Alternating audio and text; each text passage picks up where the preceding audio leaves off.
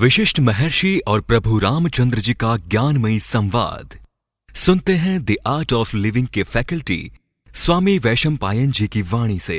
अगर आपने अभी तक इस चैनल को सब्सक्राइब नहीं किया है तो इसे जरूर सब्सक्राइब करें और सब्सक्राइब करने के बाद बेल आइकन को भी जरूर दबाएं। जय गुरुदेव।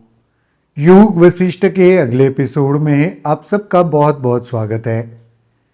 पिछले एपिसोड में एक बहुत ही दिलचस्प प्रश्न प्रभु रामचंद्र जी ने पूछा था कि अगर कोई संत का शरीर किसी लकड़ी की तरह बन गया है तो ये कैसे पता चलता है कि उसमें अभी भी सत्व का मन का अंश शेष है।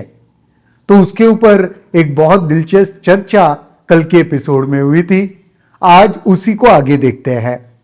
वशिष्ठ जी ने कहा, जब सत्व पूर्ण साम्यावस्था में रहता है तब शारीरिक या मानसिक त्रुटियां अनुभूत नहीं होती।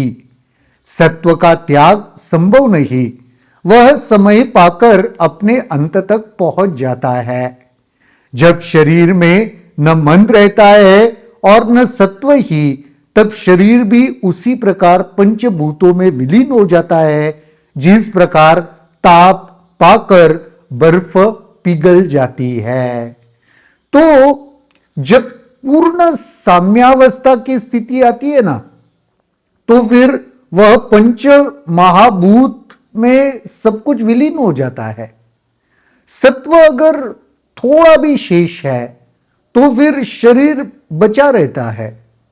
जब शरीर और मन कुछ भी नहीं रहा ना, तब वह विलीनता मुमकिन है। जैसे बर्फ को थोड़ा सा ताप मिल जाए, गर्माहट मिल जाए तो पिघल जाता है, बिल्कुल उसी प्रकार तो शरीर बना हुआ है। इसका मतलब कुछ तो अभी अंश बहुत ही छोटा होगा, लेकिन वह अंश सत्व का अभी भी शेष है।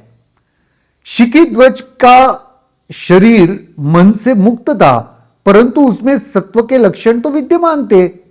नो डाउट उसका मन तो पूर्ण तरीके से शुद्ध हो चुका था, विचारों की हलचल से पूरी तरीके से मुक्त था, कोई विचार नहीं था, कोई वासना नहीं थी। लेकिन शरीर में कुछ सत्व के लक्षण अभी भी शेष थे, इसलिए वह पंच महाभूतों में विलीन नहीं हुआ। और यही कारण था, वरना वो उसी स्थिति में पंच महाभूतों में विलीन हो जाता, शरीर का त्याग कर देता, शरीर भी उसका खत्म हो जाता। इस बात को जानकर चौड़ाला ने निश्चय किया, मैं विशुद्ध सर्वव्यापी चित्त में प्रवेश करती हूं और उसकी शरीर की चेतना को जगाने की प्रयत्न करती हूं। तो ये उसके वजह से तो उसको समझ में आ गया अभी भी इसमें बचा है कुछ अंश। तो सर्वव्यापी चेतना में फिर से पहले भी जिस प्रकार से वह जाती थी उस प्रकार से उसने प्रवेश किया और यह सोचा कि उस सर्वव्यापी चेतना में मैं एंटर करके फिर उसको थोड़ा जगाने की चेष्टा करती हूं, वापस शरीर के भाव में लाने का प्रयत्न करती हूं। यदि मैं ऐसा नहीं करती तो भी कुछ समय पाकर वह जागृति होगा, लेकिन तब तक मैं अकेली क्यों रहूं। और अगर ऐसा मैं नहीं भी करती हूं ना, तो भी कुछ समय के बाद वह जागृत होने ही वाला है, क्योंकि अभी भी उसके भीतर वह सत्व का अंश शेष है। चूड़ाला ने तब अपना शरीर छोड़ दिया और शिखिध्वज के विशुद्ध मन में प्रविष्ट हुई। उसने उस विशुद्ध मन को आंदोलित किया और शीघ्रता से अपने शरीर में लौट आई, जिसे उसने कुंभ सन्यासी का रूप दिया था। तो फिर वह उसके मन में प्रवेश किया, उधर थोड़ा सा उसको हिलाया, हलचल पैदा की वहां पे, और तुरंत रिटर्न आ गई। कौन से? कुंभ के शरीर में रिटर्न आ गई। फिर कुंभ तत्क्षण वेद की रुचाएं मधुर स्वर में गाने लगा, जिन्हें सुनकर शिखिध्वज ने शारीरिक चेतना प्राप्त कर ली। कुंभ के शरीर में आया और वह वेदों की रुचा गाने लगी, तो उसको सुनकर फिर शिखिध्वज भी शरीर की रूप में चेतना में वापस आ गया। उसने कुंभ को अपने सामने देखा, वह प्रसन्न था। उसने कुंभ से कहा, सौभाग्य से मैंने पुनः चेतना को प्राप्त कर ली। हे देव, मेरा सौभाग्य है कि आप यहां मुझ पर कृपा वर्षा करने के लिए पुनः पधारे हैं। देखो, मैं शरीर में भी आ गया, शरीर के भाव को तो ऑलरेडी मैं खो चुका था, लेकिन फिर से मैं एक बार शरीर के भाव में आ गया। और इससे बड़ा सौभाग्य क्या हो सकता है? आप भी मेरे सामने प्रकट हो तो मुझे फिर से आपसे कुछ ज्ञान प्राप्त करने का मौका भी मिल जाएगा। कुंभ ने कहा, मैं जब यहां से गया तब से मेरा मन आप ही में लगा है।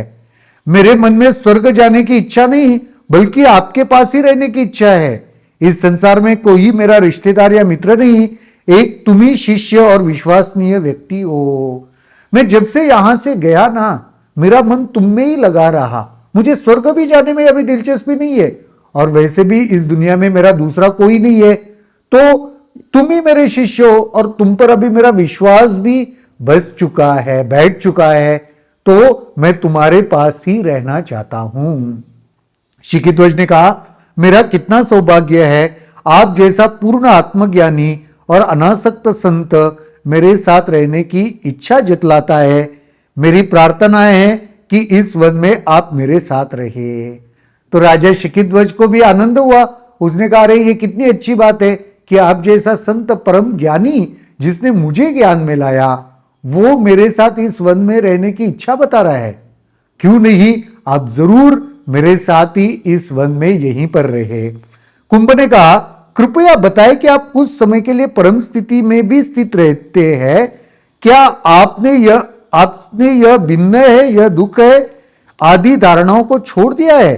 क्या सुख भोग की लालसा खत्म हो गई है? तो कुंभ ने कहा, मैंने यह अनुभव किया कि आप तो उस परम स्थिति में कुछ समय के लिए स्थित थे। तो ये कैसे? क्या आपने अलग अलग द्वैत की भावना छोड़ दी है, दुख की भावना छोड़ दी है, सारी धारणाएं त्याग कर दी है?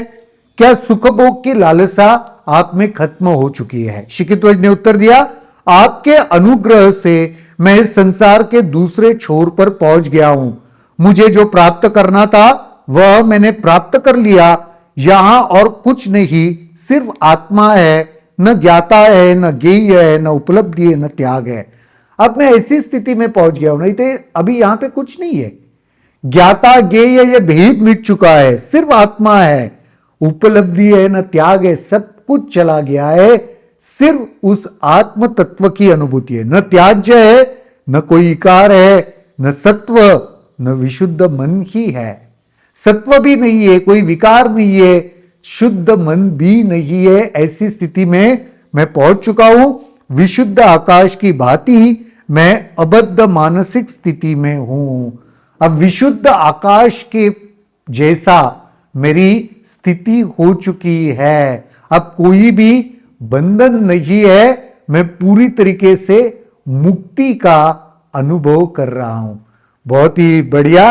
ये कहानी और कुछ नया ट्विस्ट ले रही है शायद। देखते हैं अगले एपिसोड में इस कहानी में क्या होता है। आज के इस एपिसोड के लिए तो यहीं पर रुकते हैं। तब तक के लिए जय गुरुदेव। अगर आपके इस वीडियो को लेकर कुछ सवाल हैं तो कमेंट सेक्शन में जरूर लिखें, जिसके ऊपर हम आने वाले वीडियोस में चर्चा करेंगे।